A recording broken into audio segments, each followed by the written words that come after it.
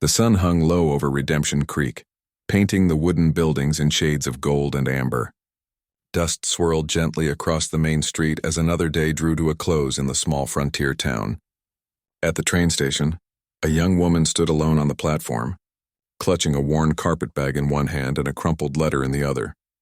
Her name was Sarah Mae Bennett, and she had traveled 3 days by train to reach this place. Her dark hair was pinned back simply, and her dress, though clean and pressed, showed signs of many mendings. She was 23 years old, but her eyes held the weariness of someone who had lived much longer. Sarah had come to Redemption Creek as a mail-order bride. For 6 months, she had exchanged letters with a rancher named Thomas Whitmore, a man she had never met but who had promised her a new life, a fresh start, and a home of her own. In her letters, she had been honest about most things. She told him she was an orphan, that she could read and write, that she knew how to cook and keep a house. But there was one thing she had not told him, one truth she had kept hidden, buried beneath hopeful words and careful penmanship. For 3 years, Sarah had worked as a saloon girl in Kansas City. Not by choice, but by necessity. When her parents died of fever, leaving her alone at 17 with nothing but debts, the saloon was the only place that would take her in.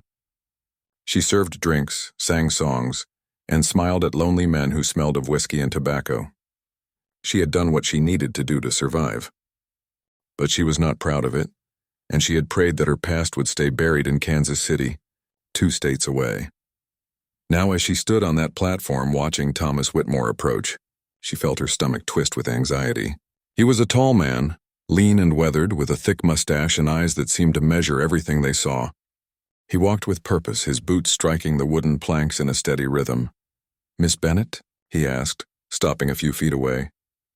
"Yes, sir," Sarah replied, her voice barely above a whisper. "Mr. Whitmore?" He nodded curtly and reached for her bag.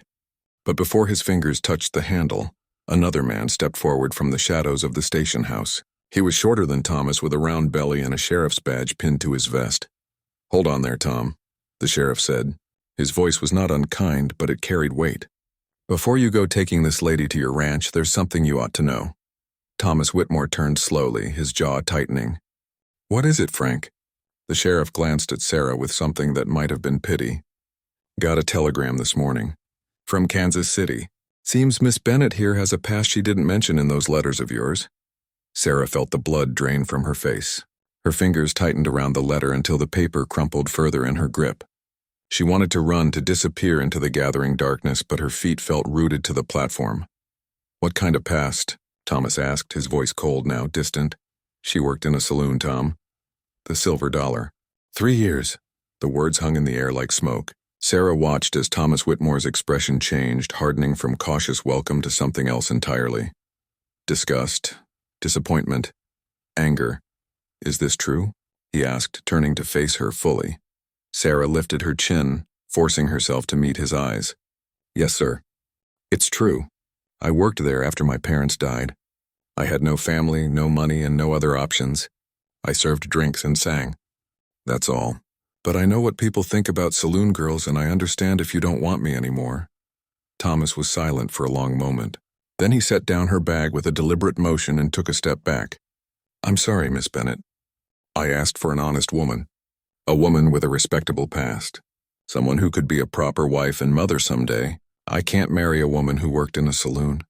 Folks around here would never accept it. Either would I." He tipped his hat, turned on his heel, and walked away. His footsteps echoed across the platform, growing fainter with each stride until they disappeared entirely. Sarah stood frozen, watching him go. The sheriff shifted uncomfortably beside her, cleared his throat, and followed after Thomas, leaving her completely alone. The train that had brought her to Redemption Creek was already pulling away from the station, heading west toward California. There would not be another one until tomorrow afternoon. Sarah sank down onto a bench, still clutching her carpetbag and the letter that had promised her so much. Tears stung her eyes, but she refused to let them fall. She had cried enough tears in her life. She would not waste any more on Thomas Whitmore or anyone else who judged her for surviving. As darkness settled over the town, Sarah noticed a man standing near the station house. He was older than Thomas, perhaps 40, with silver threading through his dark hair. He wore expensive clothes, a fine leather coat, and polished boots, and he leaned against a post with an easy confidence. He had been watching the entire exchange, she realized. He had heard everything. Now he pushed away from the post and walked toward her. Sarah tensed, preparing for more judgment, more rejection, but when the man spoke, his voice was gentle. "Evening, miss," he said, stopping a respectful distance away. "Name's Jackson Cole. I own the Big Sky Ranch about 10 miles north of here. I couldn't help but overhear what happened just now." "I'm sorry for your trouble." Sarah studied him cautiously. "Thank you, Mr. Cole. But if you're here to tell me what you think of saloon girls, you can save your breath." "I've heard it all before." Jackson Cole smiled slightly, a sad, knowing smile. "I'm not here to judge you, Miss Bennett. Truth is, I know something about being judged for your past, about people deciding who you are based on where you've been instead of where you're trying to go." "What do you mean?" Sarah asked. Jackson gestured to the bench. "May I sit?" She nodded, and he settled beside her, keeping a proper distance. For a moment he was quiet, gazing out at the darkening street. Then he began to speak. 20 years ago I was nothing, a drifter, a gambler, a man who lived by his wits and his luck. I rode with some rough characters, did things I'm not proud of. Never killed anyone, never robbed a bank, but I wasn't a good man either. Then one day my luck changed. I won a ranch in a card game. A real ranch with land and cattle and everything. The man who lost it to me told me it was cursed, that I'd lose it within a year. "But you didn't," Sarah said softly. "No, I didn't. I worked that land harder than I'd ever worked anything in my life. I stopped drinking, stopped gambling, and built something real. Made something of myself. But do you know what the folks in this town said when I first arrived? They said I was a no-good drifter, that I'd stolen the ranch, that I wasn't fit to live among decent people. Took me 10 years to earn their respect. 10 years of proving myself every single day." Sarah felt something shift inside her chest. Hope, maybe. Or recognition. "Why are you telling me this, Mr. Cole?" He turned to look at her directly.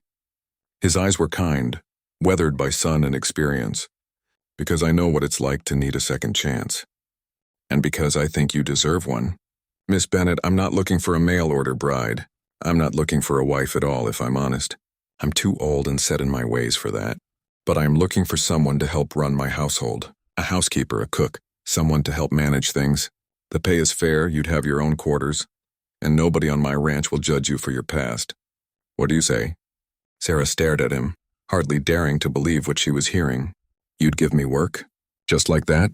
Even knowing where I've been?" "Especially knowing where you've been," Jackson said firmly. "Because it means you're a survivor. It means you're strong. Those are the kind of people I respect, Miss Bennett. The ones who keep going when life knocks them down." For the first time in hours, Sarah felt tears come to her eyes. But these were different tears. Tears of relief, of gratitude, of something that felt almost like joy. She wiped them away quickly and stood, extending her hand to Jackson Cole. "I accept, Mr. Cole.